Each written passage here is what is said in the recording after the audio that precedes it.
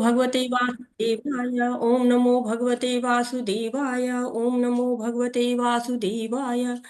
ओम अज्ञानतिमिरान्धस्य ज्ञानञ्जनशलाकया चक्षुरुन्मीलितं येन तस्मै श्रीगुरुवे नमः। श्रीचैतन्यमनोभीष्टं स्थापितं येन भूतले स्वयं कदा मह्यं ददाति स्वपदान्तिकम्। वन्देऽहं श्रीगुरु श्रीयुतपदकमलं श्रीगुरून् वैष्णवांश्च श्रीरूपं साग्रजातं सहगण अन्वितं तं सजीवं साद्वैतं सावधूतं परिजनसहितं कृष्णचैतन्यदेवं श्रीराधाकृष्णपादान् सगण ललिता श्रीविशाखा अन्वितांश्च। हे कृष्ण करुणा सिंधु दीनबंधु जगतपते गोपेश गोपिका कांत राधा कांत नमस्तुते। तप्त कांचन गौरांगी राधे वृंदावनेश्वरी युष्मानुसुते देवी प्रणमामि हरिप्रिये। नमः ॐ विष्णुपादाय कृष्णपृष्ठाय भूतले श्रीमति भक्ति वेदांत स्वामिन् इति नामिने। नमस्ते सरस्वती देवे गौरवाणी प्रचारिणे निर्विशेषा शून्यवादी पाश्चात्यदेशतारिणे।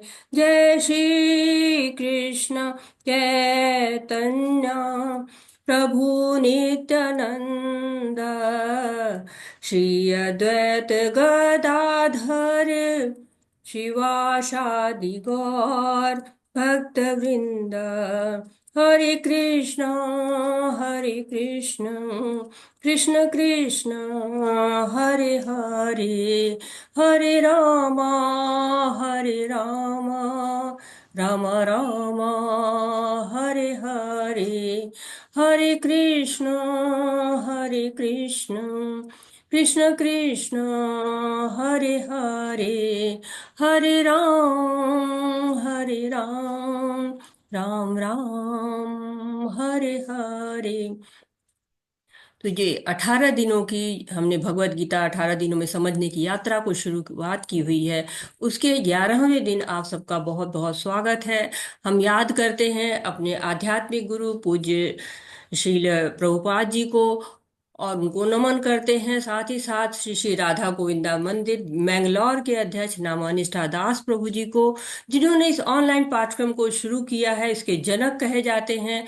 और देखिए अभी तक कितने लोग यहाँ पर आ चुके हैं, लाखों लोगों ने यहाँ पर भगवत गीता का ज्ञान प्राप्त किया है। भगवत गीता को समझने की हमारी यात्रा में जुड़े हैं। विभिन्न विभिन्न भाषाओं में, जो भी भाषा आप कहिए, सारी भाषाओं में प्रभुपाद जी ने भगवत गीता लिखी और नमो निष्ठा दास प्रभु जी उसके लिए क्लासेस चलाते हैं।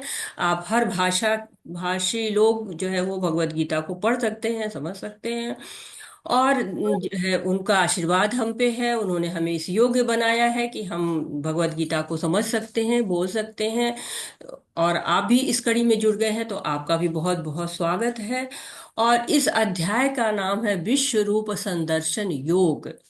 यहाँ पर पहले हमने जो 10वां अध्याय देखा था, 10वें अध्याय में हमने भगवान की विभूतियों के बारे में जाना, भगवान के ऐश्वर्य के बारे में जाना था।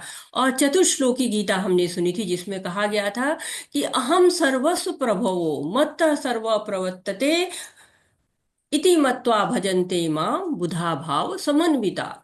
तो भगवान ही सारे भौतिक जगत के, आध्यात्मिक जगत के, सबके सर्व कारण कारणम है। और साथ ही साथ जो बुद्धिमान लोग होते हैं, जब ये जान जाते हैं तो भगवान की प्रेम भक्ति करने लगते हैं।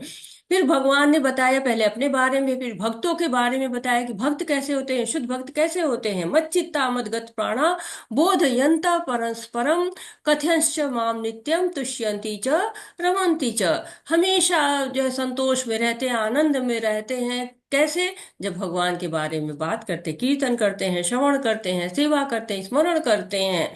और उसके बाद क्या होता है, उसका फल क्या मिलता है कि भगवान अपने भक्तों को बुद्धि देते हैं। तेषाम सतत युक्तानां भजताम प्रीति पूर्वकम ददाम बुद्धि योगम तम ये न मामुपयान्ति ते।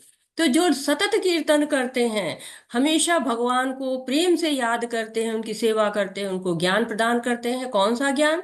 ऐसे वैसे ज्ञान नहीं, कोई एमए बीए पीएचडी डीलिट की डिग्री नहीं देते हैं। वो ऐसे ज्ञान देते हैं जिससे कि भगवान तक पहुंचा जा सकता है। और क्या करते हैं, नहीं नहीं करते, और भी फल मिलते हैं। तेषामेवा अनुकंपार्थम अहम ज्ञानजम तमम नाश्य आत्मा भावस्थो ज्ञान दीपेन भास्वतः। इस कृपा करते हैं ऐसी कि सारा अज्ञान नष्ट हो जाता है। कैसे? ज्ञान का दीपक जला देते हैं। और अर्जुन जब इतना सुनते हैं तो बिल्कुल उनकी स्तुति करने लगते हैं। परम ब्रह्म परम धाम पवित्रम परमम भुवन पुरुषम शाश्वतम दिव्यम आदि दैवम मजम विभो। और इसके बाद जो है वो भगवान कहते हैं कि अर्जुन को और ज्यादा विभूतियां दिखाते हैं, 80 से ज्यादा अपने ऐश्वर्य दिखाते हैं ताकि ध्यान किया जा सके। अर्जुन पूछते हैं, कहते हैं विभूतियां दिखाइए अपनी और ज्यादा। और वो दिखाते हैं। और सारी विभूतियां दिखाने के बारे में कहते हैं कि ऐसा नहीं है कि इसमें बहुत ज्यादा मैंने तुमको बता दिया है। मेरी तो बहुत सारी जो है विभूतियां हैं, बहुत सारी शक्तियां हैं, ऐश्वर्य हैं। लेकिन एक स्फुलिंग मात्र से, जितना तुमने जाना ना, मेरे एक स्फुलिंग मात्र है। एक जो स्फुलिंग चिंगारी मात्र है एक तरह से, एक अंश से मैं पूरा ये सब धारण करता हूँ। एकांशन स्थितो जगत, एक अंश से ये सारा जगत स्थित है। और जब भगवान ऐसा बताते हैं तो अर्जुन बिल्कुल ही, अरे ये क्या है। और हम भी जब पढ़ते हैं ना तो हमें बड़ा आकर्षक लगता है कि अरे ऐसा भगवान कौन है जो इतनी बड़ी सृष्टि को एक अंश से चलाता है। हमारी भी तो जिज्ञासा हो जाती है। यही जिज्ञासा अर्जुन को भी हो रही है। और अर्जुन तो हमारे ही प्रतिनिधि हैं, जो हम सोचते हैं। अर्जुन तो भक्त हैं, जो हम सोचते हैं वही वो हम जो है जिज्ञासा करते हैं। हमारे प्रश्न उनके पास पहुंच जाते हैं। जैसे कि वो होते हैं, रिपोर्टर होते हैं ना, जगह जगह माइक लेके पूछते हैं, जनता का प्रश्न पूछते हैं। अपना उनका प्रश्न नहीं होता, जनता का होता है। वैसे ही हमारा प्रश्न है अर्जुन के पास। तो विराट स्वरूप का चिंतन अलग अलग रूप में किया जाता है। यदि हम भागवतम पढ़ते हैं तो हमें 3 प्रकार के विराट स्वरूपों की संकल्पना मिलती है। और भगवान के तो अनगिनत विराट रूप हो सकते हैं ना। हम जो थोड़ा थोड़ा पढ़ते हैं भागवतम, भगवद गीता से थोड़ा सा जो जानते हैं। वैसे तो भागवतम ऐसा है कि जिसको जान के पूर्ण ज्ञान हो जाता है। लेकिन भगवान तो असीमित है, अचिंतनीय है। और हम जब महाभारत देखते हैं टीवी में, या भागवतम पर कोई सीरियल देखते हैं, तो उसमें अलग अलग रूप दिखाए जाते हैं। जैसे कि एक बार महाभारत का जब युद्ध होता है, तैयारियां दोनों तरफ से शुरू हो गई हैं। भीष्म द्रोणाचार्य सब लोग दुर्योधन को समझा रहे हैं कि पांडवों से समझौता कर लो। तो भगवान फिर आते हैं शांति दूत बन के, क्योंकि किसी के माने मान नहीं रहा है वो। तो दुर्योधन को समझाते हैं, कहते हैं कि तुम बस 5 गांव दे दो पांडवों को, ज्यादा की जरूरत नहीं, वो उतने में ही अपना जीवन यापन कर लेंगे। और तुम, तो दुर्योधन इतना अहंकारी है, कहता 5 गांव तो क्या, मैं सुई के नोक के बराबर भी जमीन नहीं दूंगा। तो भगवान फिर थोड़ा जो दिखाते हैं अपनी नाराजगी, तो वो कहता है कि इनको बंदी बना लो। अपने जो सैनिक होते हैं उनको आज्ञा देता है कि ये शांति दूत हैं, इनका वध नहीं किया जा सकता, तुम इनको बंदी बनाने की आज्ञा देते हैं। तब भगवान अपना एक विराट स्वरूप दिखाते हैं। तो वो पूरा विराट स्वरूप नहीं होता है, उसको अर्ध विराट स्वरूप कहते हैं। फिर यशोदा माता होती है, उनके मुख में पूरा ब्रह्मांड दिखाते हैं, पूरी जो है उसमें दिखाते हैं कि पृथ्वी पूरी दिखती है, ब्रजमंडल उसमें दिखने लगता है। और उसमें यशोदा माता भी है, कृष्ण भगवान भी है, जो मुख में देख रही है, पूरा दृश्य होता है। अब भले ही उस दृश्य को फिर योग माया जी छिपा देती हैं, यशोदा माता भूल जाती हैं, लेकिन वो भी एक विराट स्वरूप का वहां पे दर्शन हुआ था। उन्होंने देवकी माता को भी एक रूप दिखाया था, चतुर्भुज रूप दिखाया था। जब वो जो है प्रकट हुए थे, तो उन्होंने अपना जो है चतुर्भुज रूप में आए थे। तब माता कहती है, ऐसे तो सब लोग पहचान जाएंगे कि आप भगवान हैं, तो आप अपने जो है बच्चे के रूप में आ जाइए। और फिर वो बच्चे के रूप में आते हैं सारे निर्देशन देने के बाद। तो भगवान के अलग अलग रूप हैं, अलग अलग विराट स्वरूप भी हैं। और ये पूरा अध्याय जो है यहाँ पर भगवान के विराट स्वरूप को समर्पित है। इस रूप को जो अर्जुन देखते हैं, ये बिल्कुल अलग ही विराट रूप है। और संजय भी देख रहे हैं, उस धृतराष्ट्र को दिखा रहे हैं। तो एक तरह से जितने भी लोग देख रहे हैं, सब लोग अलग अलग ढंग से उसकी व्याख्या करते हैं। तो आज हम उसी रूप को समझते हैं, देखते हैं भगवान का विराट रूप हमको कैसे समझ में आता है, हम उसका किस तरह से दर्शन कर पाते हैं। अर्जुन उवाच मदनुग्राह परमं गुह्यम् आध्यात्म संगीतम् यत् वक्तम् वचस्तेन मोहोऽयं विगतो मम। अर्जुन ने कहा, आपने जिन अत्यंत गुह्य आध्यात्मिक विषयों का मुझे उपदेश दिया है, उसे सुनकर अब मेरा मोह नष्ट हो गया है।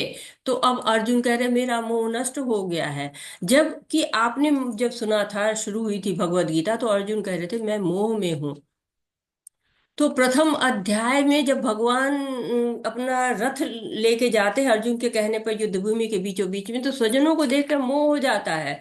और फिर 5 कारण बताए जाते हैं, दया आ जाती है उनको, कहते कोई आनंद नहीं है, पापपूर्ण क्रियाएं हैं, पारिवारिक परंपरा का नाश हो जाएगा, और असमंजस में है। और दूसरे अध्याय में शरणागति प्राप्त करते हैं, और भगवान उस वहां पे भगवत गीता सुनाना शुरू करते हैं। तब कहते हैं कि मेरा सारा मोह समाप्त हो गया। तो भगवत गीता तो यहीं पर समाप्त हो गई ना। अब मोह समाप्त, मोह से शुरू हुआ, मोह समाप्त, भगवत गीता समाप्त। परंतु ये और भी आगे तक जा रही है भगवत गीता। क्यों जा रही है? ऐसा क्या कारण है कि भगवान यहाँ पर रुके नहीं है? हरे कृष्णा, कोई बताना चाहेगा? भगवान को रुक जाना चाहिए था ना यहाँ पर। मोह समाप्त हो गया क्या कि ठीक है तुम्हारा मोह समाप्त, अब चलते हैं, हो गया काम। लेकिन भगवान अभी जो है आगे को बढ़ रहे हैं। अभी आगे भगवत गीता 18 अध्याय तक जा रही है। तो क्यों जा रही है? कोई क्या कहना चाहेंगे आप लोग? कोई कुछ अपना पक्ष रखना चाहेगा? हरे कृष्ण, हैंड रेज कर सकते हैं आप लोग।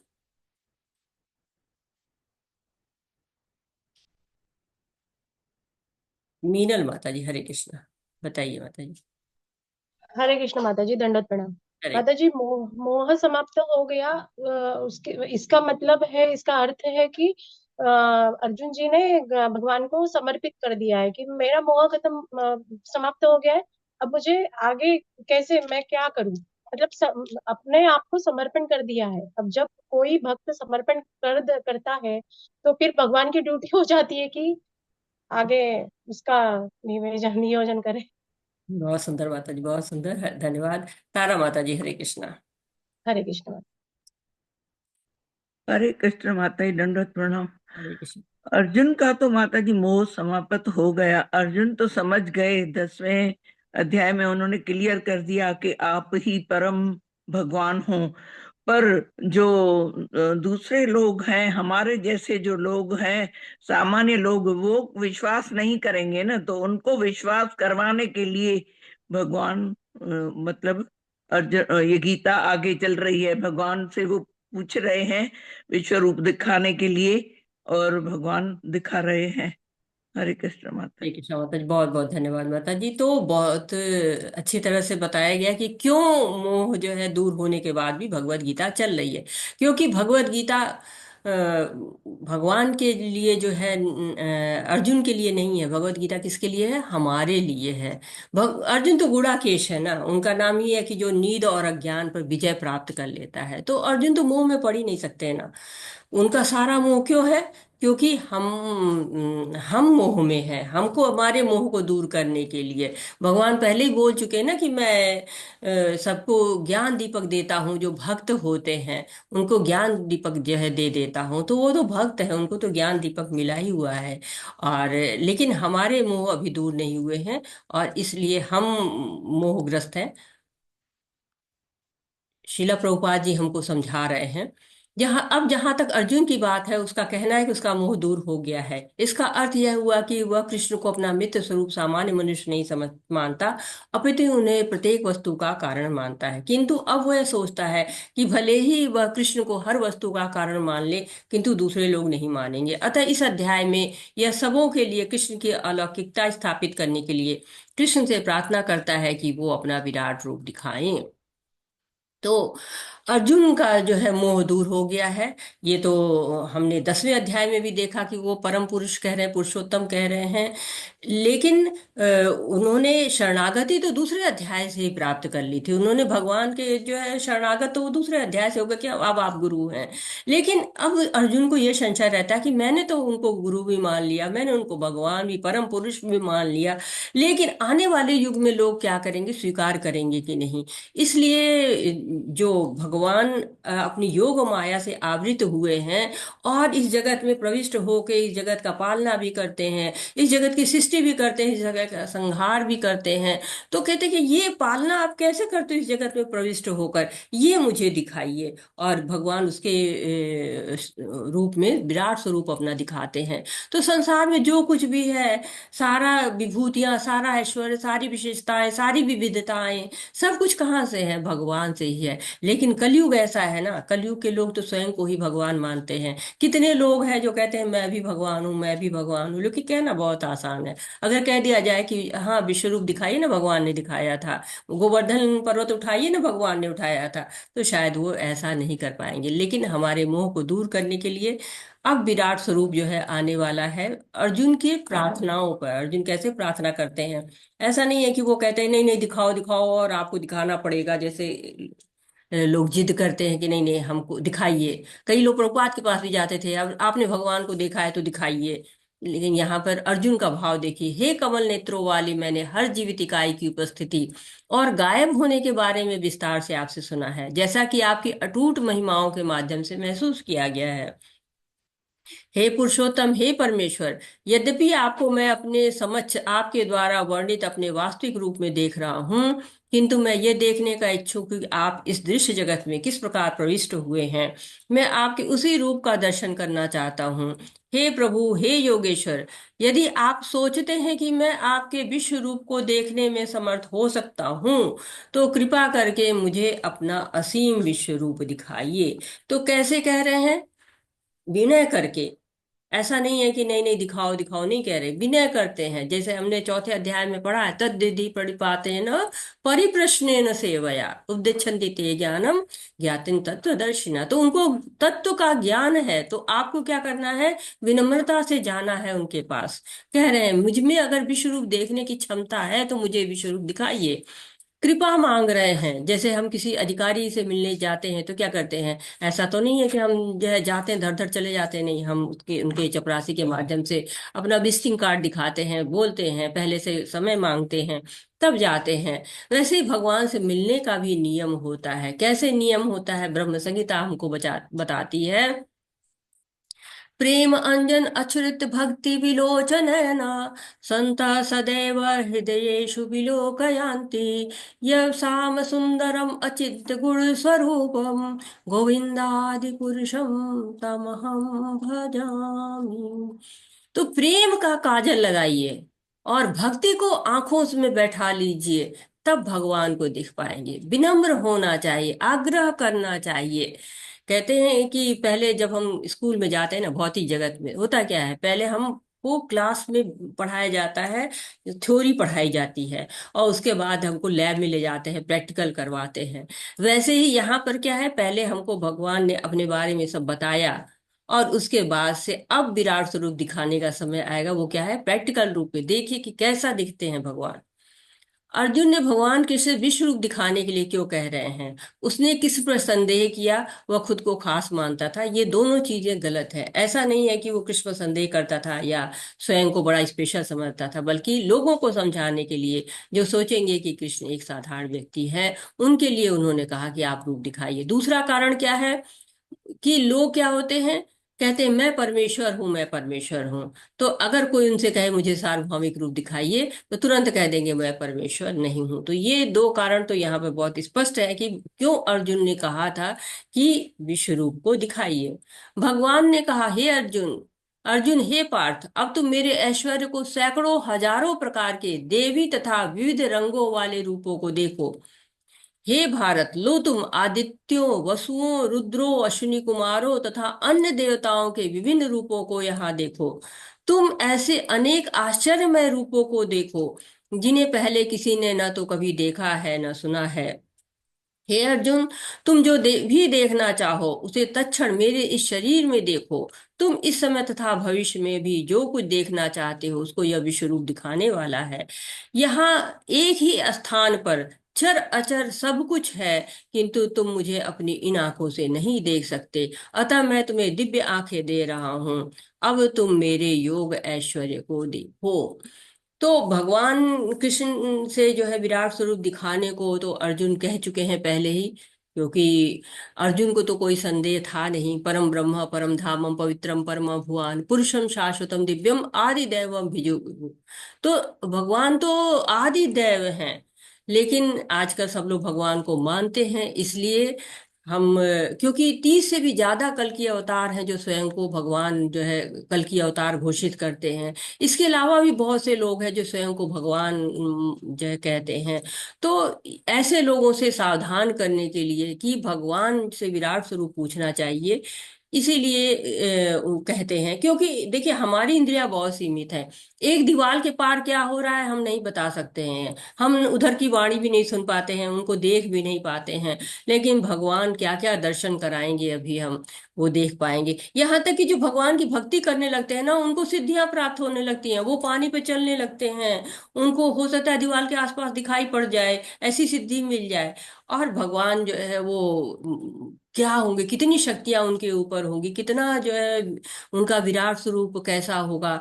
क्योंकि जब दिखाते हैं, दुर्योधन को दिखा दिया, यशोदा माता को दिखा दिया, लेकिन क्या हुआ, वो नहीं समझ पाए कि ये जो है भगवान ही है। तो भगवान ऐसे योग माया से आच्छादित रहते हैं कि अपने विराट स्वरूप को दिखा भी देते हैं, तब भी जो है लोग उसको समझ नहीं पाते हैं।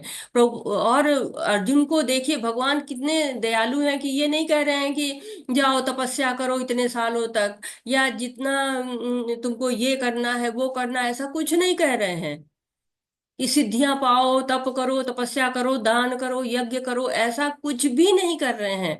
बल्कि क्या कर रहे, कह रहे हैं कि सारे देवता जो है ऐश्वर्य को देखो मेरे, इसमें क्या क्या तुम्हें दिख रहा है। आदित्य दिख रहे हैं, वसु दिख रहे हैं, 12 आदित्य होते हैं, 8 वसु, एकादश रुद्र, 2 अश्विनी कुमार।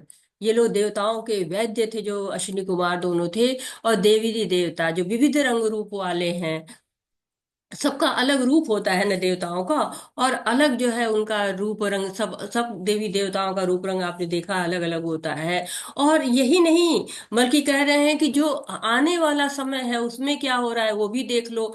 जो आपको पहले घटित हो चुका है वो भी देख लो। तो क्या क्या भगवान जो है वो दिखा रहे हैं।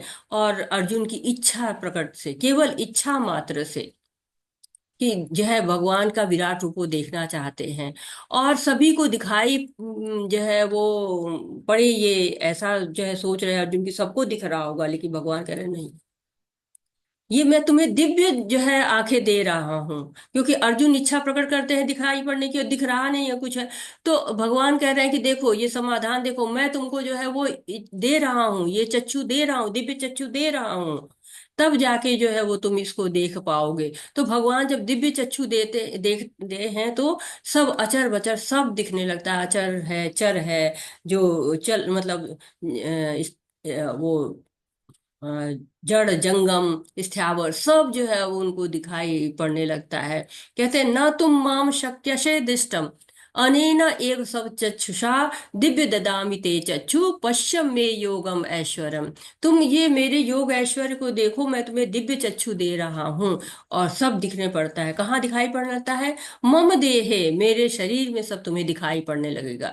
तो हम अपने चर्म चक्षुओं से बहुत अपूर्ण रहते हैं, सीमित शक्तियां रहती हैं। लेकिन अर्जुन को जब दिव्य चक्षु मिल जाता है तो समर्थ हो जाते हैं। विराट रूप में सारा ब्रह्मांड समाया हुआ है, भूत भविष्य वर्तमान सारा सब कुछ समाया हुआ है। और ऐसा विलक्षण, ऐसा अद्भुत ये दिव्य रूप है। और हमको भी दर्शन हो रहे हैं अर्जुन के माध्यम से। और संजय भी दर्शन कर रहे हैं, क्योंकि उनको भी वेद व्यास जी द्वारा मिला हुआ है दिव्य चक्षु। और वो किसको, धृतराष्ट्र को बता रहे हैं। तो संजय के माध्यम से धृतराष्ट्र भी इसको देख पा रहे हैं।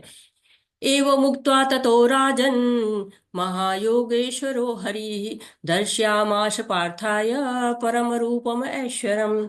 संजय ने कहा, हे राजा, इस प्रकार कहकर महायोगेश्वर भगवान ने अर्जुन को अपना विश्व रूप दिखाया। तो कह रहे हैं, राज बता रहे हैं धृतराष्ट्र से कि देखिए, जब अर्जुन जो है वो कह रहे मुझे नहीं दिख रहा है, तो दिव्य चक्षु मिलता है, उससे अर्जुन को दिखने लगता है। तो इस तरह से भगवान कृष्ण, योगेश्वर नहीं कहा, महायोगेश्वर, परम शक्तिशाली योगी, और वो दिखा रहे हैं अपना जो है वो विश्व रूप को। तो भगवान को समझ पा रहे हैं अर्जुन, वो संजय बहुत बड़े भक्त हैं और भक्त भगवान को समझ पाते हैं, तो बता रहे महायोगेश्वर है भगवान। अर्जुन ने इस विश्व रूप में असंख्य मुख, असंख्य नेत्र तथा असंख्य आश्चर्यमय दृश्य देखे। यह रूप अनेक आभूषणों से, अनेक देवी आभूषणों से अलंकृत था और अनेक देवी हथियार उठाए हुए था। यह देवी मालाएं तथा वस्त्र धारण किए हुए थे। उस पर अनेक सुगंधियां लगी हुई थी। सब कुछ आश्चर्य में, तेज में, असीम तथा सर्वत्र व्याप्त था। यदि आकाश में हजारों सूर्य एक साथ उदय हों तो इनका प्रकाश शायद परम पुरुष के विश्व रूप के तेज की समता कर सके। तेजोमय है, असीम है, कितना तेज है, कितना आश्चर्यजनक दृश्य है। सूर्य जब निकलता है तो हम उसको देख पाते, जैसे सूर्य प्रचंड अपने पूरे रूप में आता है, हमारी दृष्टि उधर नहीं जाती है, हम देख भी नहीं पाते, चकाचौंध हो जाता है। तो इसी तरह से चकाचौंध हो रहे हैं, लेकिन दिव्य दृष्टि है, इसलिए भगवान के इस रूप को देख पा रहे। भगवान का तेज सोचिए, सूर्य भगवान के तेज से प्रकाशित होता तो सूर्य का कितना तेज होगा। अर्जुन देख भी पा रहे हैं, सूंघ पा रहे हैं। जैसे होता है ना, 3D मूवी देखने जाते हैं तो तीन तरफ से दिखता है सब कुछ, उनको दिव्य सुगंधियां पता चल रही है, सुगंध आ रही है, तभी तो कह रहे हैं दिव्य है। मालाएं उनको दिख रही, मालाओं की सुगंध उनको आ रही है। ऐसे लग रहा है जैसे हजारों सूर्य उदय हो गए हैं। अरे कितना मतलब उसमें तेज होगा। हजारों सूर्य, एक सूर्य की हम कल्पना नहीं कर सकते, और वहां हजारों सूर्य जो है उदित हैं। उस समय अर्जुन भगवान के विश्व रूप में एक ही स्थान पर स्थित हजारों भागों में विभक्त ब्रह्मांड के अनंत अंशों को देख सका। अनंत अंश दिख रहे हैं ब्रह्मांड के। हम एक ब्रह्मांड में रहते हैं, ऐसे न जाने कितने ब्रह्मांड हैं। जैसे होता है हम सीसीटीवी लगाते हैं, तो जितने भी सीसीटीवी होते हैं उसका एक कमरे में हम लगा देते हैं टीवी, तो उस पे सारा कंट्रोल होता है, सारा जो है दिखाई पड़ता है। अलग अलग जो है वो सीसी कैमरे वो करते हैं ना, रिकॉर्ड करते हैं और उसको एक जगह देख सकते हैं। वैसे ही सारे ब्रह्मांड, कहते हैं ना महाविष्णु के रोम रोम से ब्रह्मांड निकलते रहते हैं, इतने ब्रह्मांड, उन सारे ब्रह्मांडों में क्या क्या हो रहा है वो सब देख पा रहा है। एक तरह से कंट्रोल रूम मिल गया ना, सीसीटीवी कैमरे वाले का कंट्रोल रूम में जो है अर्जुन बैठ गए हैं। और देखिए ना, वैज्ञानिक अपने आप को कितना सुपर पावर समझते हैं, शक्तिशाली समझते हैं। एक ब्रह्मांड के, एक लोक के एक हिस्से को भी पूरी तरह से नहीं समझ पाते हैं, सारा ब्रह्मांड कैसे जान पाएंगे। वैज्ञानिकों ने भी अभी भी जो कैमरे बनाए हुए हैं और उसमें केवल आपको वर्तमान दिखता है और पीछे की भी रिकॉर्डिंग देख सकते हैं आप। लेकिन विराट स्वरूप में भूत भी दिख रहा है, भविष्य भी दिख रहा है, वर्तमान भी दिख रहा है, सब कुछ दिख रहा है, इतना स्पेशल है वो।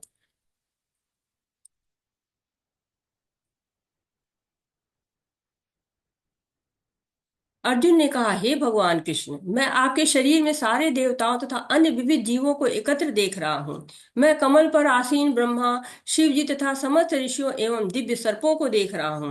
हे विश्वेश्वर, हे विश्व रूप, मैं आपके शरीर में अनेकानेक हाथ, पेट, मुंह तथा आंखें देख रहा हूँ, जो सर्वत्र फैले हैं और जिनका अंत नहीं है। आप में न अंत दिखता है, न मध्य, न आदि। आपके रूप को उसके चकाचौंध के कारण देख पाना कठिन है, क्योंकि वह प्रज्वलित अग्नि की भांति अथवा सूर्य के अपार प्रकाशों की भांति चारों ओर फैल रहा है। तो भी मैं इस तेजोमय रूप को सर्वत्र देख रहा हूँ, जो अनेक मुकुटों, गदाओं तथा चक्रों से विभूषित है। भगवान के विराट स्वरूप को देखता है, आश्चर्यचकित होता जाता है, हाथ जोड़ के प्रार्थना करता रहता है। फैल रहा है जो वो रूप, उसमें कितने कितनी चीजें दिखाई दे रही हैं। और कह रहे हैं कि सभी देवी देवता हैं, ब्रह्मा जी कमल पर आसीन हैं, शिव जी भी हैं, दिव्य सर्प भी दिख रहे हैं। और उसकी मतलब अंत, आदि अंत ही नहीं दिख रहा है। और इस रूप को सोचिए, कल्पना करिए कि कितने हाथ, कितने पेट, कितने मुंह, आंखें दिख रही हैं। और साथ ही साथ इतना उसमें तेज है कि उसको देख पाना कठिन हो रहा है। अनेक मुकुट दिख रहे हैं, गदाएं दिख रही हैं। इस चित्र में आप थोड़ा सा उसका वर्णन देख पा रहे हैं, लेकिन कोई भी चित्र ऐसा नहीं है जो उस विराट रूप का पूरी तरह से दर्शन करा दे। आप परम आद्य गेय वस्तु हैं, आप इस ब्रह्मांड के परम आधार आश्रय हैं, आप अव्यय हैं, पुराण पुरुष हैं। आप सनातन धर्म के पालक भगवान हैं, यही मेरा मत है। आप आदि, मध्य तथा अंत से रहित है, आपका यश अनंत है। आपकी असंख्य भुजाएं हैं और सूर्य चंद्रमा आपकी आंखें हैं। मैं आपके मुख से प्रज्वलित अग्नि निकलते और आपके तेज से इस संपूर्ण ब्रह्मांड को जलते हुए देख रहा हूँ। यद्यपि आप एक हैं, किंतु आप आकाश तथा सारे लोकों एवं उनके बीच के समस्त आकाश में व्याप्त हैं। हे महापुरुष, आपके इस अद्भुत तथा भयानक रूप को देख के सारे लोग भयभीत है। देवों का सारा समूह आपकी शरण ले रहा है और आप में प्रवेश कर रहा है। उनमें से कुछ अत्यंत भयभीत होकर हाथ जोड़े आपकी प्रार्थना कर रहे हैं। महर्षियों तथा सिद्धों के समूह कल्याण हो कहकर वैदिक स्रोतों से पाठ करके आपकी स्तुति कर रहे हैं। तो अर्जुन के पास दिव्य चक्षु है, देख रहे हैं कि सारे देवी देवता उनकी स्तुति कर रहे हैं, और ऐसा लग रहा है कि पूरा ब्रह्मांड जल रहा है, उनके मुख से अग्नि निकल रही है, बहुत तेज है। सारे लोग देख देख के उसके भयभीत हो रहे हैं। तो भगवान को देख के भयभीत कौन होता है? जो अभक्त होते हैं। जो भक्त होते हैं वो भगवान को जो है वो देखते हैं, लेकिन भगवान का ये रूप भी तो स्पेशल है ना, इतना विशाल, इतना अद्भुत, इतना आश्चर्यमय रूप है। हे महाबाहु, आपके इस अनेक मुख, नेत्र, बाहु, जांघ, पांव, पेट तथा भयानक दांतों वाले विराट रूप को देखकर देवतागण सहित सभी लोग अत्यंत विचलित है। उन्हीं की तरह मैं भी हूँ। हे सर्वव्यापी विष्णु, नाना ज्योतिर्मय रंगों से युक्त आपको आकाश का स्पर्श करते, मुख फैलाए तथा बड़ी बड़ी चमकती आंखें निकालते देखकर भय से मेरा मन विचलित है। मैं न तो धैर्य धारण कर पा रहा हूँ, न ही मानसिक संतुलन पा रहा हूँ। तो अर्जुन कह रहे कि आपका कौन सा रूप है? बहुत विचलित करने वाला रूप है। तो ये अर्जुन को भगवान अपने काल स्वरूप दिखा रहे हैं। काल का स्वरूप बहुत ही विकराल होता है ना, और काल को देख के कोई भी प्रसन्न नहीं होता। काल का रूप बहुत ही ज्यादा जो है भयानक सा रूप होता है, और विचलित करने वाला रूप होता है। अर्जुन जब भगवान को देख के पहले तो बहुत प्रसन्न थे कि हाँ मैं देख रहा हूँ भगवान का जो विराट स्वरूप, लेकिन धीरे धीरे अब वो जो स्थिति है वो विचलन की तरफ बढ़ रही है, क्योंकि ये बहुत सुंदर सौम्य रूप नहीं है। भगवान तो कितने सौम्य से हैं, परंतु ये जो है मानसिक संतुलन उनका बिगाड़ रहा है, उनको धैर्य समाप्त कर रहा है। धृतराष्ट्र के सारे पुत्र अपने समस्त सहायकराओं सहित तथा भीष्म, द्रोण, कर्ण एवं हमारे प्रमुख योद्धा भी आपके विकराल मुख में प्रवेश कर रहे हैं। उनमें से कुछ के शिरों को तो मैं आपके दांतों के बीच चूर्णित हुआ देख रहा हूँ। जिस प्रकार नदियों की अनेक तरंगे समुद्र में प्रवेश करती हैं, उसी प्रकार ये समस्त योद्धा भी आपके प्रज्वलित मुखों में प्रवेश कर रहे हैं। तो बड़ा विकराल सा दृश्य है कि सारे योद्धा, भीष्म, द्रोण, जिनको देख के वो सोच सोच के इतना व्यथित हो रहा था कि ये सब मारे जाएंगे, ऐसे सब के सब जो है चूर्णित होते दिख रहे हैं, समाप्त होते दिख रहे हैं। अर्जुन के भी पक्ष के बहुत से महान योद्धा समाप्त होते दिख रहे हैं। तो संकेत है कि पांडवों की विजय होगी, लेकिन हाँ बहुत से लोग जो है वो अपने प्राणों से हाथ धो बैठेंगे। और लोग ऐसे जा रहे हैं ना, ऐसे योद्धा लोग जा रहे हैं जैसे कोई नदी होती ना, उछलती कूदती जाती है और समुद्र में प्रवेश कर जाती है। वैसे ही सारे योद्धा दौड़ दौड़ के जैसे खुद ही काल के गाल में समा रहे हों, वैसे सब मुख में जो अग्नि निकल रही ना उसके मुख में प्रवेश कर रहे हैं भगवान के। तो एक तरह से ये संकेत भी दिया जा रहा है अर्जुन को कि अर्जुन, जीत आपकी ही होनी है। लेकिन हाँ उसकी कीमत भी दिख रही है कि जीत किस कीमत पर होगी। भगवान ने कहा है, समस्त जगतों का विनष्ट करने वाला काल मैं हूँ, और मैं यहाँ समस्त लोगों का विनाश करने आया हूँ।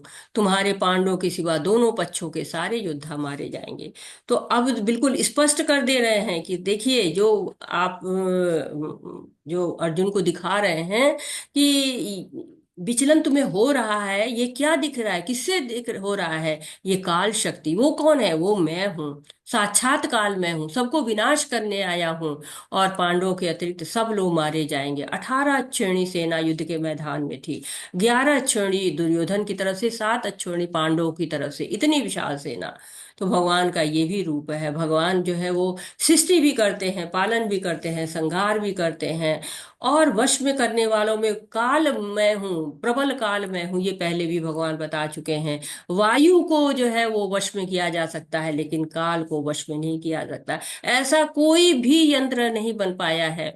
बहुत प्रयत्न कर रहे हैं, काफी वैज्ञानिक भी प्रयत्न कर रहे हैं, काफी लोगों ने प्रयत्न किया हुआ है, लेकिन काल को किसी ने भी अपनी मुट्ठी में नहीं कर पाए। तस्मात् त्वमुत्तिष्ठ यशो लभस्व, जित्वा शत्रुन् भुक्ष राज्यं समृद्धं। मयैवेति निहता पूर्वमेव निमित्तमात्रं भव सव्यसाचिन्। अतः उठो, लड़ने के लिए तैयार हो और यश अर्जित करो। अपने शत्रुओं को जीत कर संपन्न राज्य का भोग करो। ये सब मेरे द्वारा पहले ही मारे जा चुके हैं। और हे सब्यसाची, तुम तो युद्ध में केवल निमित्त मात्र हो सकते हो। तो भगवान बता रहे हैं जैसे कि तुम निमित्त मात्र हो। भगवान तो स्वयं भी मार सकते थे, लेकिन अर्जुन से कह रहे हैं क्यों? निमित्त मात्र हो तुम। भक्तों को श्रेय मिले ना, उनको यश मिले। तस्मात् त्वम उत्तिष्ठ यशो लभस्व, यश लाभ करो, उठो, यश अर्जित करो। तो भगवान स्वयं ये कार्य कर सकते हैं, लेकिन भक्तों का गुणगान कराना चाहते हैं। और जब हनुमान जी से जो है भीम ने कहा कि चलिए आप हमारे साथ युद्ध में भाग लीजिए, तो हनुमान जी कहते हैं कि मैं तो अपने निमित्त जो कार्य था वो मैं कर चुका हूँ। अब भगवान दूसरे को निमित्त बनाना चाहते हैं, तो मैं युद्ध में आऊंगा तो जरूर, तुम्हारे ध्वजा पर लहराऊंगा तो जरूर, लेकिन निमित्त तो कोई और होगा। और यहाँ भगवान बिल्कुल स्पष्ट कर दे रहे हैं कि निमित्त कौन है? यह अर्जुन है। श्री प्रभुपाद जी निमित्त बने किस लिए? भगवान के नाम का प्रचार प्रसार करने के लिए। और एक जो है वो योद्धा और भी जो है तैयार हो गए। निमित्त मात्र कौन? हमारे नमो निष्ठादास प्रभु जी हैं, जो कि ऑनलाइन के द्वारा किसी भी जगह हम बैठे हुए हैं, कहाँ से कहाँ बैठे हुए हैं, और फिर भी हम सब मिलके ऑनलाइन जो है भगवत गीता का इस समय पाठ कर रहे हैं, सुन रहे हैं, श्रवण कर रहे हैं, कीर्तन कर रहे हैं। और भगवान भी तो ऐसे ही है ना। भगवान जो है कहते हैं ना, ये यथा माम प्रपद्यन्ते तान एवं भजामि हम। जिस तरह से आप हमको जो है याद करेंगे, उसी तरह से मैं जो है वो आपको दूंगा, आदान प्रदान करूं। ये यथा माम प्रपद्यन्ते तास्थैवं भजामि हम, मम वर्तमान वर्तन्ते मनुष्या पार्थ सार्वशा। तो मनुष्य जैसा भी उनके साथ व्यवहार करता है, भगवान वैसा ही फल उसको दे देते हैं। तो भगवान की शरण ग्रहण करनी चाहिए। भक्त प्रयास करते रहते हैं, भगवान के साथ जुड़ने का प्रयास करते रहते हैं। द्रोण च भीष्म च जय द्रोणं च भीष्मं च जयद्रथं च कर्णतथान्यानपि योधवीरान् मया हतास्तुं जहिमाभ्यथिष्ठा युद्धस्व जेतसि रणे सपत्नान्। द्रोण, भीष्म, जयद्रथ, कर्ण तथा अन्य महान योद्धा पहले ही मेरे द्वारा मारे जा चुके हैं। अतः उनका वध करो और तनिक भी विचलित न हो। तुम केवल युद्ध करो, युद्ध में भी तुम अपने शत्रुओं को परास्त करोगे। तो यहाँ पे कह रहे हैं कि तुम विचलित मत हो, डरो नहीं। अर्जुन को पहले उन्होंने विराट रूप दिखाया, फिर काल रूप दिखाया। भगवान कह रहे विचलित मत हो, धैर्य बधा रहे हैं। भगवान अपनी योजना बता रहे हैं कि भगवान की कृपा से ही भगवान की योजनाओं को समझा जा सकता है। तो भगवान हमेशा ही भक्त की भलाई के लिए सोचते हैं। कहते हैं युद्ध में तुम अपने शत्रुओं को परास्त कर दोगे। तो बिल्कुल स्पष्ट हो गया कि जीत किसकी होने वाली है। भगवान ने सारे संकेत दे दिए। संजय ने धृतराष्ट्र से कहा, हे राजा, भगवान के मुख से इन वचनों को सुनकर कांपते हुए अर्जुन ने हाथ जोड़कर उन्हें बार बार नमस्कार किया। फिर उसने भयभीत होकर अवरुद्ध स्वर में कृष्ण से इस प्रकार कहा। अर्जुन ने कहा, हे ऋषिकेश, आपके नाम के श्रवण से संसार हर्षित होता है और सभी लोग आपके प्रति अनुरक्त होते हैं। यद्यपि सिद्ध पुरुष आपको नमस्कार करते हैं, किंतु असुर गण भयभीत हैं और इधर उधर भाग रहे हैं। हे महात्मा, आप ब्रह्मा जी से बढ़कर हैं, आप आदि सृष्टा हैं, फिर आपको सादर नमस्कार क्यों न करें। हे अनंत, हे देवेश, हे जगन निवास, आप परम स्रोत अक्षर कारणों के कारण तथा इस भौतिक जगत से परे हैं। आप आदि देव, सनातन पुरुष तथा इस दृश्य जगत के परम आश्रय हैं। आप सब कुछ जानने वाले हैं, आप ही सब कुछ है जो जानने योग्य है। आप भौतिक गुणों से परे परम आश्रय हैं। हे अनंत रूप, यह संपूर्ण दृश्य जगत आपसे व्याप्त है। तो भगवान की कितनी जो है वो यहाँ पर हो रहा है, गुणगान हो रहा है। संजय धृतराष्ट्र को बता रहे हैं कि विश्व रूप देखकर अर्जुन जो है वो एकदम आश्चर्यचकित हो जाते हैं, कंठ अवरुद्ध हो जाता है। भगवान का हाथ जोड़ जोड़ कर नमस्कार कर रहे हैं, क्योंकि वो भगवान के ऐश्वर्य को देख लिया, कुरुक्षेत्र का परिणाम को देख लिए, क्या क्या होने वाला है, ये सब कुछ जो है वो देख रहे हैं। तो जब ये अद्भुत सब कुछ देख रहे हैं, तो अर्जुन जो है वो भगवान की स्तुति कर रहे हैं कि आपका श्रवण कीर्तन सबको हर्षित करता है। जो असुरगण है वो भाग रहे हैं, जो है सुरगण है वो नमस्कार कर रहे हैं। आप ही जो है वो सृष्टि करते हैं, पालन करते हैं, आप जगन निवास है, आप देवेश हैं। तरह तरह से स्तुतियां हो रही हैं। आपको अपना मित्र मानते हुए मैंने हठपूर्वक आपको हे कृष्ण, हे यादव, हे सखा जैसे संबोधनों से पुकारा है, क्योंकि मैं आपकी महिमा को नहीं जानता था। मैंने मूर्खतावश या प्रेमवश जो कुछ भी किया है, कृपया उसके लिए मुझे क्षमा कर दें। यही नहीं, मैंने कई बार आराम करते समय एक साथ लेटे हुए तथा साथ साथ खाते हुए बैठे हुए, कभी अकेले तो कभी अनेक मित्रों के समक्ष आपका अनादर किया है। हे अच्युत, मेरे इन समस्त अपराधों को क्षमा करें। अब स्थिति क्या आ गई कि अर्जुन को तो अब सारा याद आने लगा कि मैंने क्या क्या किया है भगवान के साथ में।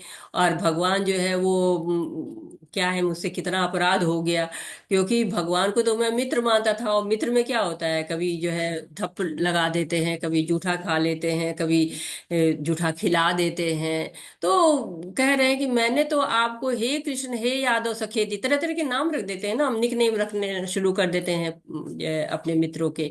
तो कह रहे हैं कि ये तो सारे अपराध मैं कर चुका हूँ, कभी आपके साथ भोजन किया है, कभी आपके साथ लेट गए हैं, कभी आपका अनादर ही कर दिया है। तो ये सारे मेरे अपराध क्षमा कर दो। मैं नहीं जानता था कि आप भगवान हो, मैंने आपको भगवान नहीं जाना था, लेकिन जो है अब मैं जान गया हूँ कि आप भगवान हो। तो भक्त जो है वो तुरंत भगवान के ऐश्वर्यों को देख के मान लेते हैं, असुर नहीं मानते हैं। ये जो है अंतर होता है, जो असुरों में और अभक्तों में, और भक्त में, असुरों में, देव में। तो जैसे अर्जुन ने मान लिया कि मैं मित्र जानता था, आपको भगवान नहीं जानता, लेकिन अब मैं जान रहा हूँ। लेकिन रावण क्या कहता है, रावण के सामने भगवान तभी क्या कहता था, वनवासी है ये। और दुर्योधन क्या कहता था, छलिया कहता था, छलिया है ये। और लेकिन जो माता यशोदा थी, उनका प्रेम देखिए, वो भक्त थी, लेकिन वो अर्जुन मारने को दौड़ती थी भगवान को। क्यों? क्योंकि वो भगवान से इतना प्रेम करती थी कि जो है वो माता जैसे बच्चे को संभालना चाहती है, किसी न किसी रस से जुड़ना चाहता है ना भक्त भगवान से, वैसे ही वो रस में जुड़ी हुई थी, वात्सल्य रस से। और उनको कितना प्रेम करती थी। जबकि असुर क्या करते हैं, केवल ईर्ष्या करते हैं, वो स्वयं को ही भगवान मानते हैं ना। तो भगवान के साथ हम पांच रसों से जुड़ सकते हैं। जैसे कि प्रेम के रस से गोपियां जुड़ी हुई थी, मीराबाई जुड़ी हुई थी, उनकी पत्नियां जुड़ी हुई थी। और साक्ष्य रस से अर्जुन जुड़े हुए थे। और जो है वात्सल्य रस से देवकी, वासुदेव, यशोदा, नंद बाबा सब लोग जुड़े हुए थे। दास रस से हनुमान जी जुड़े हुए थे। शांत रस से गैया जुड़ जाती हैं भगवान से, भगवान की वंशी जुड़ जाती। तो भक्त किसी न किसी रस से जुड़ ही जाते हैं। और भगवान भी सारी भूमिकाओं को अदा करते हैं। जैसे हम इस भौतिक जगत पे देखते ना, माता भी अपना जो है रोल अदा कर रहे हैं, पिता भी कर रहे हैं। ऐसे भगवान तो सारे, एक ही भगवान सारे रसों में आ जाते हैं, सारे जो है वो रोल अदा करते हैं। पहले कभी न देखे गए आपके विराट रूप का दर्शन करके मैं पुलकित हो रहा हूँ, किंतु साथ ही मेरा मन भयभीत हो रहा है। अतः आप मुझ पर कृपा करें, और हे देवेश, हे जगन निवास, अपना पुरुषोत्तम भगवत स्वरूप पुनः दिखाएं।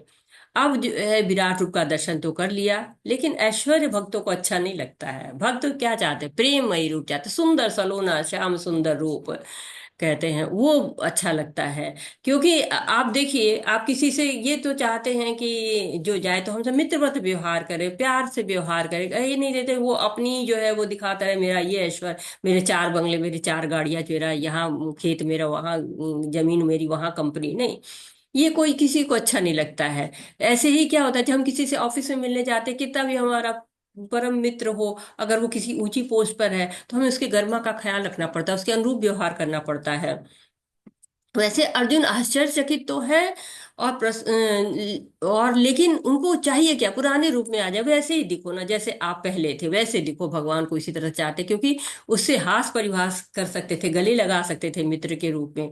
गोपियों को भी जब जब भगवान ने अपना ऐश्वर्य रूप दिखाया, उन्हें अच्छा नहीं लगा। राधा रानी को भी कभी भगवान का ऐश्वर्य रूप अच्छा नहीं लगा। वो हमेशा जो है वो गोपियां हैं, राधा रानी हैं, भक्त थी ये लोग, और ये लोग हमेशा भगवान का जो है वो रूप चाहते थे, जो कि सुंदर सलोना रूप। हे विराट रूप, हे सहस्त्रभुज भगवान, मैं आपके मुकुटधारी चतुर्भुज रूप का दर्शन करना चाहता हूँ, जिसमें आप अपने चारों हाथों में शंख चक्र गदा तथा पद्म धारण किए हों। मैं उसी रूप को देखने की इच्छा करता हूँ। हे कुरुश्रेष्ठ, तुमसे पूर्व मेरे इस विश्व रूप को किसी ने नहीं देखा, क्योंकि मैं तो न तो विद्या अध्ययन के द्वारा, न यज्ञ दान पुण्य तथा कठिन तपस्या के द्वारा इस रूप में, इस संसार में देखा जा सकता हूँ। तुम मेरे भयानक रूप को देखकर अत्यंत विचलित एवं मोहित हो गए हो। अब इसे समाप्त करता हूँ। हे मेरे भक्त, तुम समस्त चिंताओं से पुनः मुक्त हो जाओ। तुम शांत चित्त से अब अपना इच्छित रूप देख सकते हो। तो भगवान कह रहे कि तुमने मेरे इस विश्व रूप को नहीं देखा। क्यों? हमने तो पहले ही शुरू में बता दिया कि दुर्योधन ने देखा, यशोदा माता ने देखा, परंतु उन लोगों ने देखा लेकिन इतना विस्तारित रूप नहीं देखा। दुर्योधन ने जो देखा उसको अर्ध विराट रूप कहते हैं, और आंशिक रूप यशोदा ने भी देखा। लेकिन ये रूप जो भगवान ने अर्जुन को दिखाया है, ये केवल भगवत कृपा से देख सकते हैं। भगवान जब कृपा करते हैं तो चतुर्भुज रूप दिखाते हैं, जो बहुत ऐश्वर्य वाला है, चारों हाथों में शंख चक्र गदा पद्म, बहुत सुंदर लगता है। फिर अपने द्विभुजी रूप सलोने सौम्य रूप में जो है वो आ जाते हैं। तो इतना सुंदर भगवान का रूप रंग है जो है वो यहाँ पर भगवान ने कई रूपों को दिखा दिया है। संजय ने धृतराज से कहा, अर्जुन ने इस प्रकार कहने के बाद भगवान कृष्ण ने अपना असली चतुर्भुज रूप प्रकट किया और अंत में दो भुजाओं वाले रूप प्रदर्शित करके भयभीत अर्जुन को धैर्य बताया। तो अर्जुन भयभीत हैं, लेकिन उनको धैर्य बधा रहे हैं अपने असली रूप में आके, जो दो भुजी रूप है भगवान का श्याम सुंदर रूप। तो कहते हैं ना, दृष्टि वेदम मानुषी रूपम तब सौम्य जनार्दना। कितना सुंदर रूप है भगवान का, द्विभुजी रूप है। त्रिभंग ललित मुद्रा जब हम उनकी देखते हैं, कितने प्रसन्न हो जाते हैं भगवान का। तो जो अर्जुन भयभीत थे, श्याम सुंदर रूप देख के कितना प्रसन्न हो जाते हैं। और ये जो रूप है भगवान का, नटखट लीलाएं करता हुआ, वही रूप सारे जो है वो लोगों को अच्छा लग जाता है।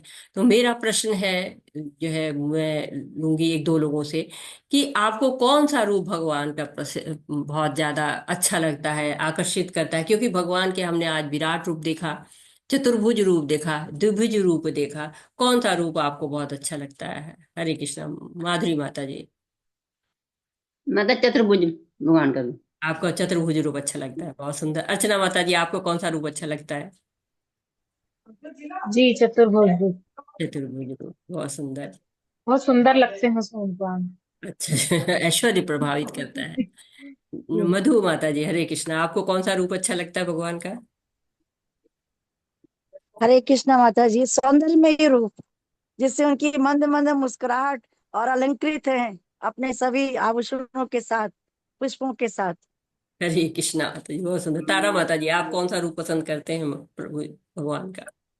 हरे कृष्ण माता जी, भगवान के सभी रूप अच्छे हैं, पर जो दो भुज वाला रूप है वो सबसे ज्यादा सुंदर मनमोहक है, क्योंकि हम उस रूप में भगवान के साथ अपने प्रेम का आदान प्रदान कर सकते हैं, बातें कर सकते हैं, अपना भोग लगा सकते हैं, हम अपने जैसा महसूस कर सकते हैं। इसलिए हमें वही अच्छा लगता है। हरे कृष्ण हरे माता। कृष्णा। और अभिषेक। एक माता जी, एक जो श्रीनाथ जी का रूप है वो भी बहुत अच्छा लगता है। चलिए ठीक है। अभिषेक प्रभु श्रीनाथ जी, जी। आपको कौन सा रूप अच्छा लगता है?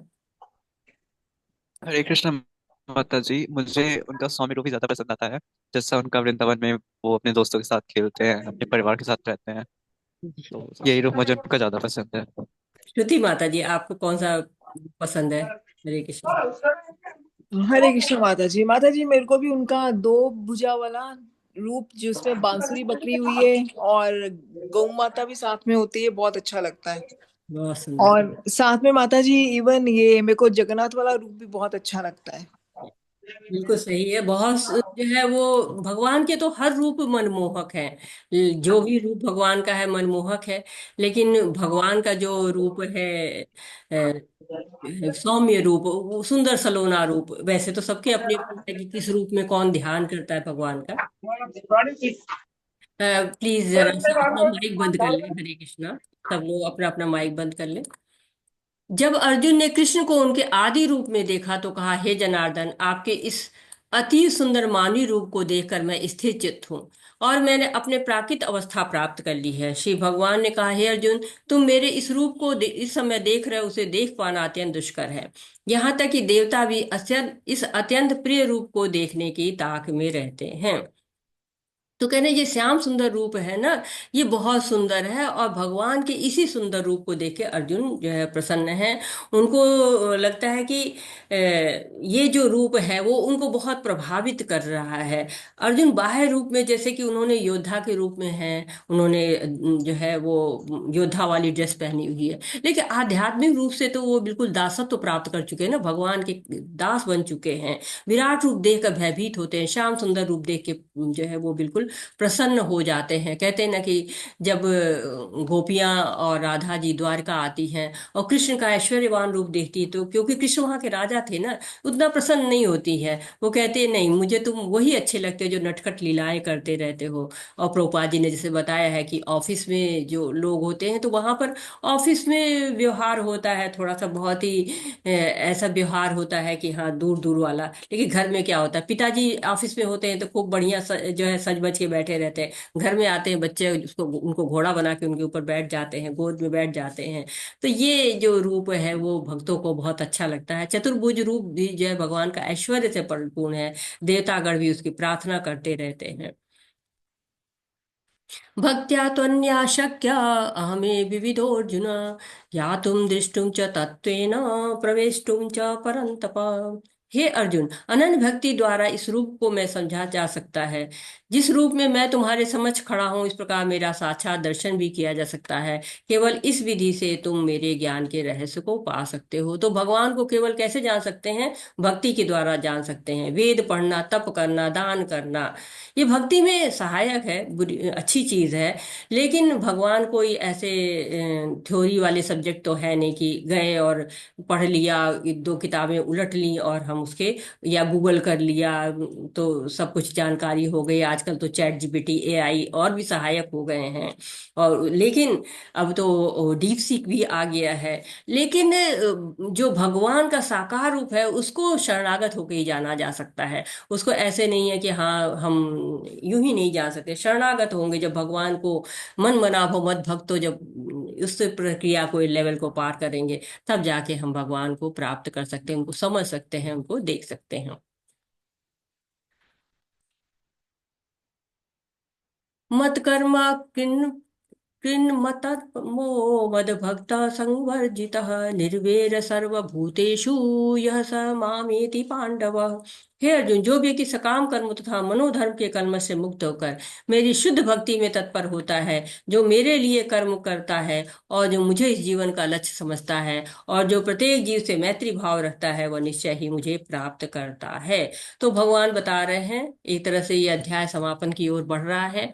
अगले अध्याय की संरचना बन रही है। अगला अध्याय भक्ति योग के बारे में है। भगवान भक्ति की महिमा के बारे में बताएंगे, भक्ति क्या है, भक्ति की श्रेष्ठता क्या है, उसके बारे में जानेंगे। अनन्य भक्ति से हमारा परिचय ऑलरेडी हो गया है 8वें अध्याय से, लेकिन उसमें और भी ज्यादा गहनता से हम अनन्य भक्ति के बारे में जानेंगे।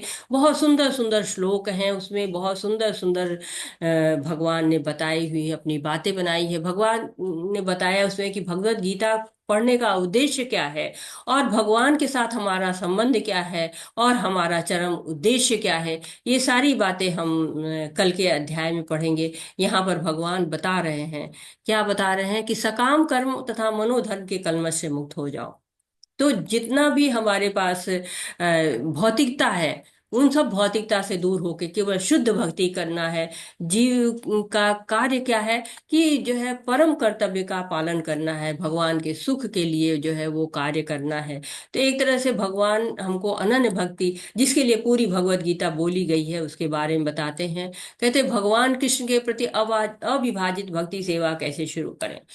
अब भगवान के लिए अविभाजित जो है, हमेशा जो विभाजित ही ना हो, ऐसी सेवा जो है वो भगवान की करनी है। कैसे कर सकते हैं? भगवान के लिए थोड़ा समय निकालना चाहिए। भगवान के लिए कुछ समय देकर उनसे जुड़ना होगा, जैसे कुछ जप करना होगा, थोड़ा श्रवण करना होगा इन क्लासेस में आके। जप में बहुत शक्ति है। जब हम पंच तत्व बोलते हैं ना, तो हमारे सारे जो है वो जितने भी हमारे पाप कर्म है वो धुलना शुरू हो जाते हैं। जो चैतन्य महाप्रभु हैं, हमारे जो आचार्य लोग हैं, जो गोस्वामी लोग हैं, वो सब हमारे जो है वो भक्ति को और आगे बढ़ाते हैं। तो भगवान ऐसा नहीं कोई बहुत महंगी चीजें मांगते हैं कि ये लाओ वो लाओ, भाव, पत्रम पुष्पम फलम तो हम पढ़ चुके हैं। तो भाव लेके आइए, अपना समय दीजिए। और समय कैसे देंगे? महामंत्र का जाप करने के लिए। जाप करके ही जो है हम अपना उद्धार कर सकते हैं। कृष्ण को हृदय चाहिए, अपना भाव चाहिए, हृदय दीजिए। और ऐसा कुछ बहुत लंबी चौड़ी लिस्ट भगवान के पास नहीं है कि ये लेके आइए। महामंत्र का जप करिए, हमारे जो है वो उद्धार के लिए। तो ये हमारे लिए जो है भगवान ने सारी व्यवस्था की है। चैतन्य महाप्रभु हरे कृष्ण महामंत्र देके गए, प्रभुपाद जी ने घर घर इसको प्रचार प्रसार करके आगे बढ़ाया हुआ है। हमारे लिए अनुरोध कर रहे हैं कि हम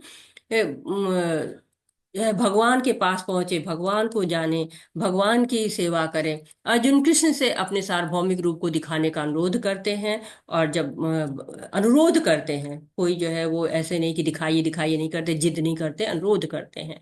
भगवान कृष्ण अपने सार्वभौमिक रूप का वर्णन करते हैं। सार्वभौमिक रूप का संजय द्वारा वर्णन किया जाता है। संजय को भी दिख रहा है, इसलिए वो भी वर्णन कर रहे हैं। सार्वभौमिक रूप देखकर अर्जुन का अनुभव क्या होता है? कहते हैं कि नहीं, मुझे तो ये जो है बहुत विचलित कर रहा है। कृष्ण का काल रूप उनको दिखाई पड़ता है। तब अर्जुन प्रार्थना करते हैं कि आप अपने उस द्विभुजी रूप में आइए। और भगवान कृपा करके उनको पहले चतुर्भुज रूप दिखाते हैं और फिर द्विभुजी रूप में आ जाते हैं। कृष्ण को देखने के लिए शुद्ध भक्ति की जरूरत है। केवल शुद्ध भक्ति ही वो है जिसके द्वारा भगवान को देखा जा सकता है। स्वामी प्रभुपाद से कुछ शब्द। सारांश यह है कि कृष्ण ने अपने क्षणभंगुर विश्व रूप के साथ साथ काल रूप जो सब कुछ भक्षण करने वाला है, यहाँ तक कि चतुर्भुज विष्णु रूप को भी दिखलाया। इस तरह कृष्ण इन समस्त स्वरूपों के उद्गम है। ऐसा नहीं है कि वे आदि विश्व रूप या विष्णु की ही अभिव्यक्ति है, वे समस्त रूपों के उद्गम है। भक्त के लिए कृष्ण का कोई अनुरूप उतना महत्वपूर्ण नहीं जितना कि मूल दुभजी श्याम सुंदर रूप। ब्रह्म संहिता में कहा गया है, प्रेम या भक्ति भाव से कृष्ण के श्याम सुंदर रूप के प्रति आसक्त हैं, वे सदैव उन्हें अपने हृदय में देख सकते हैं और कुछ भी नहीं देख सकते। अतः मनुष्य को समझ लेना चाहिए, इस 11वें अध्याय का तात्पर्य यही है कि कृष्ण का रूप सर्वोपरि है एवं परम सार है। तो प्रभुपाद जी बता रहे हैं कि हमें विराट रूप जो भगवान ने दिखाया है, चतुर्भुज रूप दिखाया है, श्याम सुंदर रूप दिखाया है, बहुत विशिष्ट रूप है जो उसके लिए देवी देवता भी जो है श्याम सुंदर रूप को देखने के लिए तरसते रहते हैं।